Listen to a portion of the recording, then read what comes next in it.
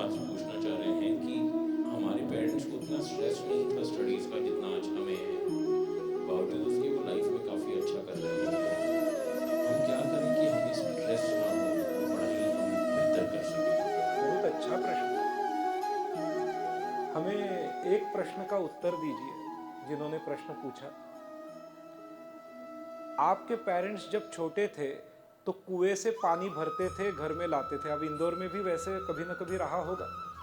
क्या आपको कुएं से पानी निकालना पड़ता है?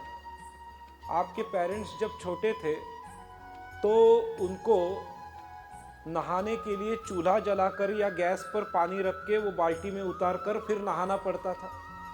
आपके पेरेंट्स जब छोटे थे तब उनको उनके कपड़े धोने पड़ते थे, बर्तन घिसने पड़ते थे, माता पिता को घर घर के कामों में सहकार्य करना पड़ता था। क्या आपको ये सब करना पड़ रहा है? आपके जब पेरेंट्स स्टूडेंट थे तो वे अपने स्कूल तक चलते चलते जाते थे या साइकिल पर जाते थे। आपके लिए तो ले जाने आने के लिए रिक्शा ये सब आ रहा है। तो तब भी इतना सब कष्ट करते हुए उन्होंने एजुकेशन अर्जित किया। क्या ये सब करते हुए उनको स्ट्रेस नहीं हुआ होगा?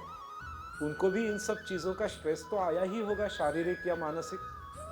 ऐसी बात नहीं है कि आपको स्ट्रेस अधिक है।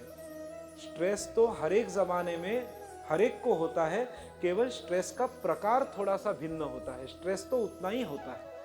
अगर आप कहो कि नहीं आजकल तो ठंड बहुत बढ़ गई है इसलिए हमसे पढ़ाई नहीं होती, अरे आपके माता पिता के समय भी तो इतनी ठंड थी। तो स्ट्रेस और दुख जो है वो हर ज़माने में उतना ही होता है, केवल उनका स्वरूप बदल जाता है। तो हमको ये जानना चाहिए कि हमारे युग में ये स्ट्रेस की चीज़ें हैं, हमको उसको झेलते हुए आगे बढ़ना है। उनके ज़माने में वो स्ट्रेस की पहले ज़माने में हमको याद है हमारी माता कहती थी कि हम स्कूल में जाते थे, चल के जाते थे, चल के आते थे, बहुत समय निकल जाता था, उसी में समय व्यतीत हो जाता था, बस चल के जाने आने में ही समय निकल जाता था। आजकल तो वैसे नहीं है, आजकल हम निकले तुरंत स्कूल में पहुंच गए। तो ये सब बातें हैं, हर एक ज़माने में हर एक जनरेशन को कुछ न कुछ स्ट्रेस होते ही हैं, केवल स्ट्रेस का प्रकार बदला है।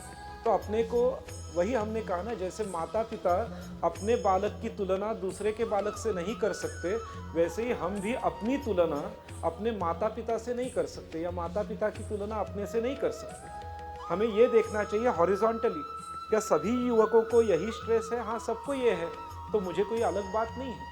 ये समझकर उसमें से रास्ता निकाल के आगे बढ़ना चाहिए। स्ट्रेस का केवल मोड बदल जाता है, क्वांटिटी उतना ही होता है, उतनी ही होती है क्वांटिटी स्ट्रेस की। प्रभु रामचंद्र जी का तो स्ट्रेस भयंकर था। वे विश्वामित्र जी के साथ जब गए धनुर्विद्या सीखने तो उनके सामने तो राक्षस लोग हमला करते थे। उतना तो ऐसा आजकल वैसे कुछ हो नहीं रहा। राम जी के सामने जब विश्वामित्र पढ़ाते थे तो राक्षस आकर अटैक करते थे, वैसा तो नहीं हो रहा है। पहले ज़माने में लोग पढ़ते थे, वो ताड़पत्री पर लिखते थे, एक पन्ना लिखने में न जाने कितना समय व्यतीत होता था। फिर ताड़पत्री को संभाल कर रखो, रात में पढ़ाई करनी हो तो दिए के नीचे पढ़ाई करो।